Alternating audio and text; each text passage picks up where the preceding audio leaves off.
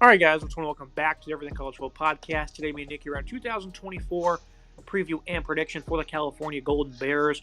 Look at this coaching staff. Justin Wilcox, below 500 mark through 7 seasons. Mike Bullish spent the last 3 seasons at North Texas, will be the offensive coordinator. Peter Sermon, he's been on staff since 2018, will be the DC. Last winning season came in 2019, did make a bowl game in 23, and now they joined the ACC. All the way out, though, in Northern California. It's going to be a heck of a travel for a lot of these teams in this conference. Look at the Cal offense. They finally eclipsed 30 points per game last year. Had some ideal balance, I guess you could say. You have a bit of a quarterback battle here. Fernando Mendoza really stepped up last year, kind of out of nowhere, to really lead this team to, a near-winning season. He, had some strong outings as the starter over the final 9 games. Did struggle with accuracy at times. Had way too many turnovers. 6'5", 220, though. Great size. Was able to air it out and will only get better, it seems. But Chandler Rogers follows his OC over from North Texas. Now in his third different school. He's coming off a stellar season, 3,300 yards, 29 touchdowns, only 5 interceptions. Also picked up C.J. Harris from Ohio, had some mobility. Certainly a quarterback battle here, mainly between Mendoza and Rogers. Nick, what do you imagine is going to happen here? Because, again, I think Fernando was good last season, but Rogers isn't just going to follow his OC over after that good of a season to play the bench. I think Mendoza had a good season last year, but I don't know if he had a good enough season to beat out Rogers, who, like you said, follows the OC, which certainly plays a role in this. Mendoza, a redshirt sophomore, Rogers, a redshirt senior, has some experience in the game, obviously made a few different stops here. He was really solid last year, was previously at Southern Miss, previously at ULM as well, so he's been around the game. It's sort of, when you look at this is the story of the new age transfer portal, right? You get a battle between a guy who's at the program, committed to the program, been there for 2 years, a younger guy versus a veteran that's made a bunch of stops, trying to get one last stop before he's out of eligibility. I think they'll go with Rogers. I don't know if it's the right decision, but I think Rogers provides them with a lot of opportunity. I think he's a really solid quarterback who had a good season last year at North Texas. I think Mendoza is a solid quarterback as well, who just has some turnover issues as a younger player who tries to force the ball from time to time.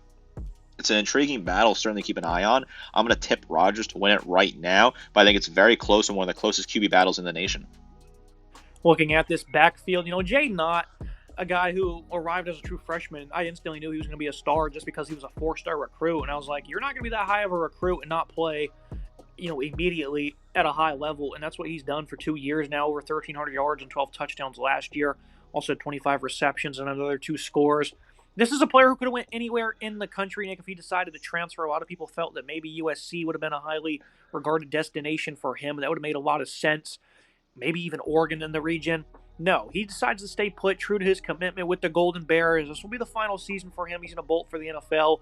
A true dual threat running back. Great asset as a pass catcher, of course. Great cuts in the short area with patience. Really embraces contact. A shifty player. Really finds his lane and hits a burst. Always seems to be making a smooth cut while moving forward at 6'2", 205. Behind him, Byron Cardwell. Didn't see the field last year. The ex-Oregon Duck has a handful of carries to his name. Kadarius Callaway, fresh off a pretty good season for Old Dominion as well, at 6'2", 220. So, it's an all right backfield, I guess you could say, but it really doesn't matter who's behind him because Ott is going to be the bell cow here, Nick. What do you make of him staying put, and what do you think he can provide in this new conference? Jaden Ott is much-watched football. If you want to watch a fun back who's going to absolutely rip teams up, you're going to want to watch Cal this year. I think it's worth watching Cal just to watch him. He's worth the price of admission. An incredibly talented back. I was surprised that he stayed at this program, but I love it. It's great for the game. You really don't see that a whole lot in the transfer era, portal era, where players leave so often. They find greener grass, better opportunities jumping up a program. But he's sticking it out with Cal, and he is going to be so fun to watch this year. He was phenomenal last year, 1,300 yards rushing. 5.3 yards per carry, 12 scores, as well as 25 receptions out of the backfield for 2 touchdowns. So can really be involved in that red zone passing attack as well. I love watching Ott. I think he's an incredible back. Certainly worth the price of admission if you want to watch Cal this year. I'm really excited to see what he can do. Fun to play with in NCAA as well, the new video game. He's a fun back to use in that game. If you're looking just to play around, mess with some friends, you can play with Cal and abuse him on the ground. Super excited to see what Ott looks like this year. Really excited to watch him back at Cal. Looking at the wide receiver group, one of their big losses, Jeremiah Hunter, decides to transfer out. Taj Davis gone as well. They only returned 2 players that caught a pass a season ago. Tron Grizzle at 6'4", 200 was the second leading pass catcher. Maven Anderson really failed to capitalize off a solid debut season back in 22. I think Mikey Matthews is a good ad from Utah. Should be the full-time slot. Can even be used in the return game as an explosive player. Tobias Merriweather will be, a trustworthy player out wide at 6'5", 195. Long, tall, and has some speed. Never really materialized much for the Fighting Irish, though. Jonathan Brady was productive for New Mexico State at 5'10", 180. Isaac Torres and Keon Grays also arrived, but not much to their name either. Mason Starling was expected to be a red zone weapon, but got hurt last year. Pretty revamped room here, plenty of different options at pass catcher, and I think the tight end addition of Corey Deitzes from Maryland, a really good player, showcased exceptional hands, is a pretty underrated addition. Added him to pair up with the third leading pass catcher in Jack Endries. What do you think of this receiving room, Nick? Because, again, they don't return very much production, but at the same time, they added so many transfers. Guys that have played a lot of football, they don't think it's all going to be that worrisome. Grizel is a really good player to return 590 yards, receiving 15.1 yards per grab, 5 scores for him. Anderson only had 8 grabs last year for 87 yards. Want to see what he can look like a little bit more this year. They might rotate him in and out at that wide receiver Y. He's battling with Mikey Matthews, who was an ad from the portal, as well as Tobias Merriweather, who I think is a solid ad at the X. I think Corey Deitzes as well. I think he's a fantastic player that you alluded to. 6'2", 220, prototypical tight end from Maryland. Really solid player to add. I think this is a good physical tight end that you can throw to in there as well. A good player, a nice target. This is a room that has a lot of different players that don't have a lot of experience at Cal. Obviously, only returning one player with meaningful catches last year. But I do think they added some nice pieces from the portal to supplement those losses. I'm not super concerned with this receiving core. And then obviously when you have a guy like Ott in your backfield that can balance it out and attack the game on the ground, it doesn't worry me too much at all. I think this is an okay and serviceable passing room for this new conference. For all these guys we mentioned to thrive, this offensive line will need to be better. Struggled last season a good bit. Nick Morrow, redshirt freshman at 6'8", 300. He's in a slot in the left tackle. Will battle with Resh Reimer, though, who has been a standout for Montana State in his career, especially as a run blocker. Will McDonald transfers in from Coastal Carolina. Starting the last 2 seasons at left guard for them. Matthew Wyckoff has started the last 2 years on the interior O-line. 2022 at Texas A&M. Showed improvements last year. Should be a better player this fall as the starting center, 6'6", 325. Looks like right guard's going to be occupied by Soapi Fatakani as he returns to his post in the starting lineup. And then TJ Sessions was solid, but average at best at right tackle. 6-year man Victor Stoffel will be testing him, who was pretty respectable last fall at Temple. You know, Nick, what do you make of this offensive line unit that I think is certainly going to make some sizable improvements? To what tone, though, certainly remains to be seen. This offensive line unit that has some solid pieces. Nick Morrow, I think he showed some flashes at redshirt freshman last year. Matthew Wyckoff's a good center, a nice veteran who's a decent player. TJ Sessions, not too bad either. Will McDonald, a good ad from the portal, who I think you can plug in at left guard and get some meaningful snaps out of him. I think he's good from Coastal Carolina. Not a terrible player. I like the size on him. This is a unit that's not terrible. I think it's a middle of the pack. Again, a middle of the pack offensive line needs to be a little bit better, but I don't think it's a horrendous unit at all. As long as they can find and create good blocking holes for Ott, that's just fine for me. The offensive verdict for Cal. Pretty interesting unit for Wilcox, as he has 1 year left of an elite back in Ott. While the QB situation's up in the air, I think they'll ultimately see good results from whoever the starter ends up being, though, with a makeshift wide receiver room. But an experienced O-line, they'll be slightly better at worst. Expected them to eclipse 30 a game last year, and that's what they did. Barely. Should be around the same, but more efficient this season. Looking at the defensive side of the ball, things are just very hard when you're at a program like this, and that includes Justin Wilcox's defense. And that's in terms of, just keeping it to an above average standard. And things have just fallen off a cliff. Almost dead last against the pass last year.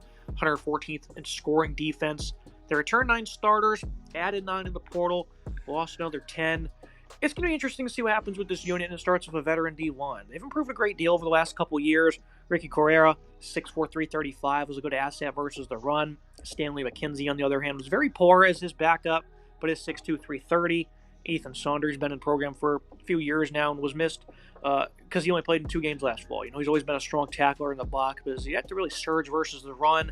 Nate Burrell was below average. Akil Calhoun only saw a few snaps last year. It's going to back him up. Derek Wilkins was better than him in more snaps. Interesting, unit they run here, a 2-4-5 scheme primarily. Nick, this D-line. It's pretty much been the same guys for a couple of seasons now. Do you think the potential's tapped out, or do you think they'll grow?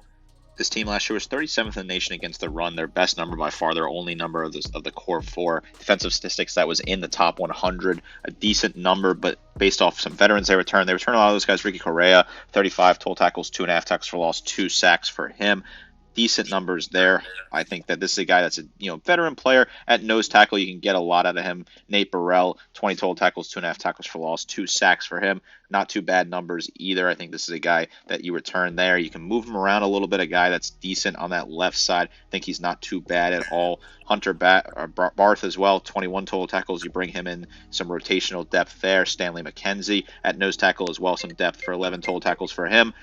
This unit's not phenomenal, but there are some decent pieces here that you can rotate in and out. I think that they have some solid guys, especially Burrell that comes off the left side. They stuff the run in the middle. I just don't know how productive they're going to be this year if they keep up that same pace. Yeah, it's typically a 2-4-5 or a 3-4. They like to run those variations.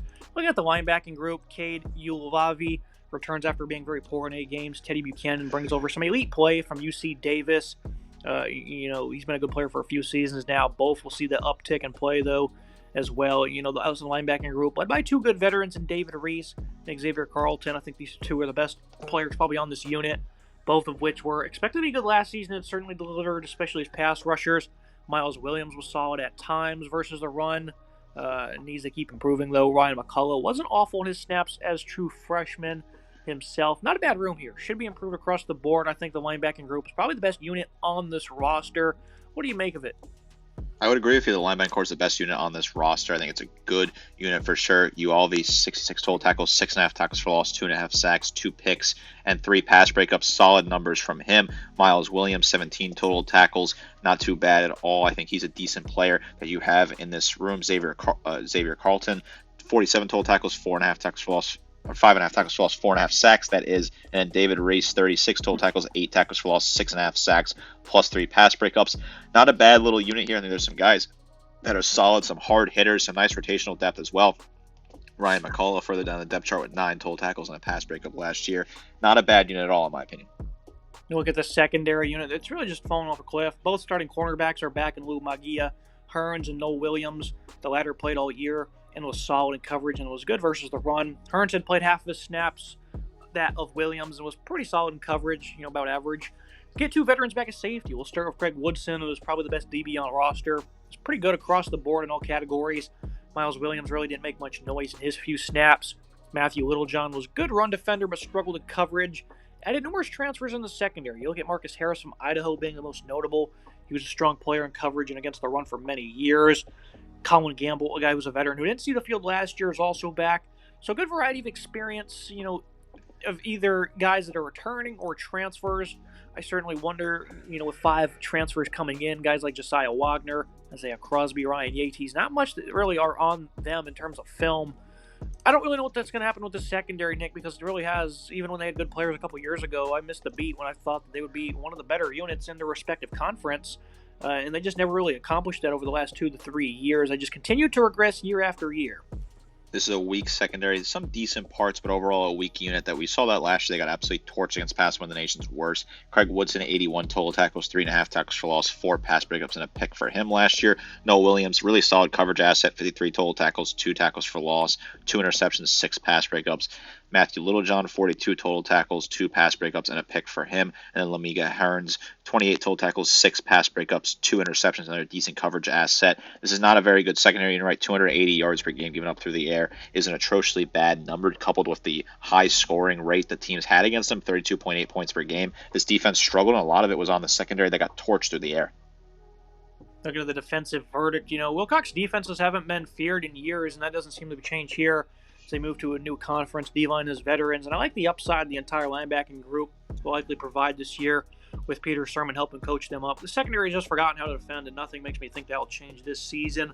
Looking at the prediction for the Golden Bears, it'll be interesting to monitor if travel becomes exhausting for the teams out west and their opponents, as this move to the ACC could become mental gymnastics. This will be Wilcox's final surge, but what he needs to do to keep his job is likely just make a bowl game with a revamped group of wide receivers and an elite running back. That may be pretty possible, but the quality of opponent has went up, and I'd say in terms of consistent defenses they will face, while its own unit seems on tap to allow plenty of yards, maybe even be dominated by versatile offenses. They gave up an average of 44 points per game in their 7 losses last year. Again, this travel bug could play into their favor potentially, but if they get no assists on that nature, it's going to be a tough year. And what I mean, Nick, is if that doesn't really play into their favor, the travel bug, then they're certainly going to probably lose some games that they shouldn't. I'm gonna go with 5-7. You're going with 6-6. Will this keep Wilcox's job? Maybe, probably so. I think Wilcox though could certainly go accomplish a lot more as a defensive coordinator at a higher end program. So I think it's just time for everyone to move on. Even though I think Wilcox is a good coach, kind of like David Shaw at Stanford. Nick, he was good for many years and he regressed year after year. Just could not find the bottom. It kept falling out, and I think that's what you're seeing here at Cal. Is the bottom really is not in. The transition for Cal to the ACC doesn't make a whole lot of sense, them being added in addition to Stanford. Doesn't make a whole lot of sense with the travel you were alluding to. This is a program that hasn't really been competitive at all in a very long time, and Justin Wilcox they feel kind of comfortable with him. I don't think they want to make a move because they don't invest that much into football. I am at 6-6. I do think they'll beat Pittsburgh on the road despite a tough travel, and the schedule has some not free wins, but has some easier wins, some easier games on the schedule for this team. I think a bowl game is just fine. I'll probably save Wilcox's job, but he is a below 500 coach over his career at this program, and his defenses have gotten worse despite him being a really strong defensive coordinator. This is a program that doesn't have a whole lot of goals. Having a great back in Jaden Ott, I think will bail them out. I think Ott will be able to run a lot this year and score a lot of points for this team, but outside of him, I don't think there's a whole lot to see out here in Berkeley with this team. Tough travel. This is a team that you're probably going to forget about, but I think it's certainly worth watching to see Ott, who's a really talented back. The fit in the ACC still doesn't make a whole lot of sense to me. I think it's going to be a weird transition, but this is a program, again, that just doesn't seem to really have that sort of drive and motivation, so I think Wilcox will get another year at this moment in time. They'll kind of just limp their way through this year, go 6-6, probably get to a bowl game, which they'll probably lose to a lesser team from the Big 12 or the Big 10, and just call it a day and run it back again next year. Not a whole lot of excitement out there in Berkeley. Yeah, I agree with you there. And the point is, they certainly don't seem to want to invest too much in football. 5 wins probably wouldn't be enough for Wilcox. Like you said, kind of a forgotten team. One that, whatever. I guess we'll just watch and see what happens. If they do good, they'll be doing good. Usually a team that's kind of interesting to watch on a late Friday night or something like that. So we have for today's episode, Nick. As always, appreciate you joining me to break down the unenthusiastic Golden Bears. Certainly looking forward to watching Jaden Ott. I think he's certainly worth watching. I've said that a few times. A very fun, exciting back. But outside of that, not a whole lot to see out here in Berkeley. Make sure you guys like, comment, subscribe. See you next time.